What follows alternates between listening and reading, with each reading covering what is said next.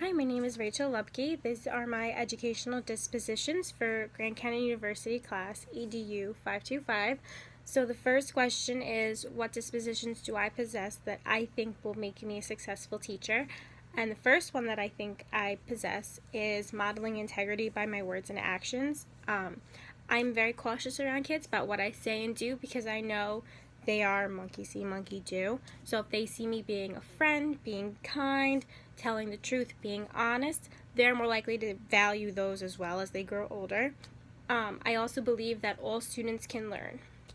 That's important because no matter ability, disability, where they come from, or even like their track record of how they do in class, it is my job as a teacher to believe that they can learn, and all I have to do is figure out the ways that they learn best and form my lesson plans and give them work that will enable them to do their best.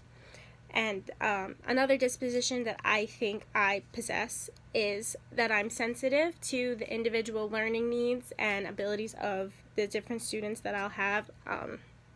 I know no student is the same.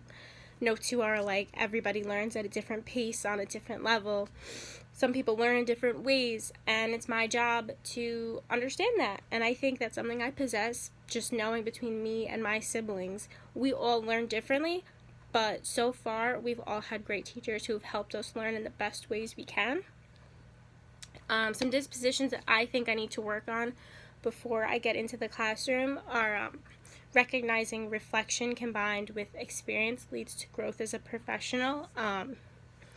I don't like failing the first time, but I know going into a profession like teaching, I know my first year is going to be very hard, and that in order to grow, I need to fail, and I need other teachers and faculty members to tell me what I'm not doing right in order to fix it. So to uphold that in the classroom, I can just look at how my students are doing on tests or projects or assignments, and then I will know, okay, it's not them, it's how I'm presenting this information. So I'm taking that experience and trying to fix it for my students.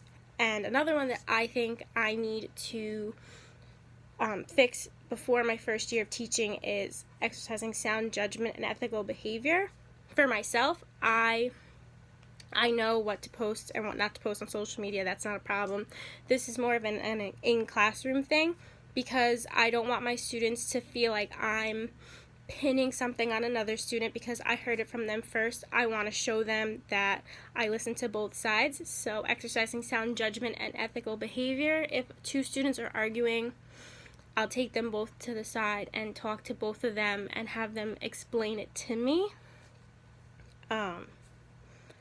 And then how do these dispositions demonstrate my ability to understand other cultures, genders, and learning differences? The dispositions, they create a commonality between all the students and a teacher, and because as a teacher, I want all of my students to succeed regardless of race, gender, cultural difference, learning differences. It doesn't matter. I want to see every student succeed and go to the next level. Potential bias could really affect teaching if a teacher is brought up in a certain way and they are not willing to look past race or sexual orientation or anything like that. If they're not willing to overlook it, their bias is going to keep them from embracing the student as a whole person. A good teacher who lives up to these dispositions can overlook it.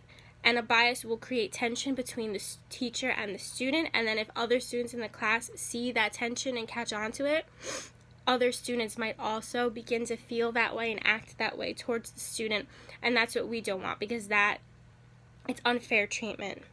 And finally, how do I anticipate using my feedback from performance evaluations?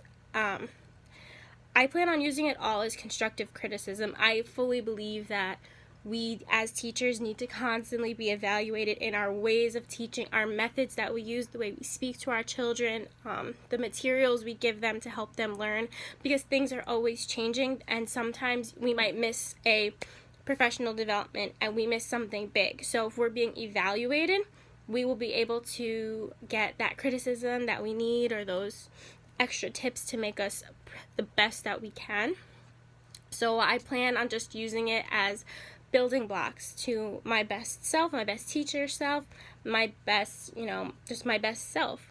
And I know I personally, I'm not a teacher right now, but when I am, every day I'll be looking at the things that my students do and evaluating myself and thinking, okay, are they not doing this right because it's something I'm saying, or is it there's something not right because they're not getting it and there's a different way I can say it or approach it.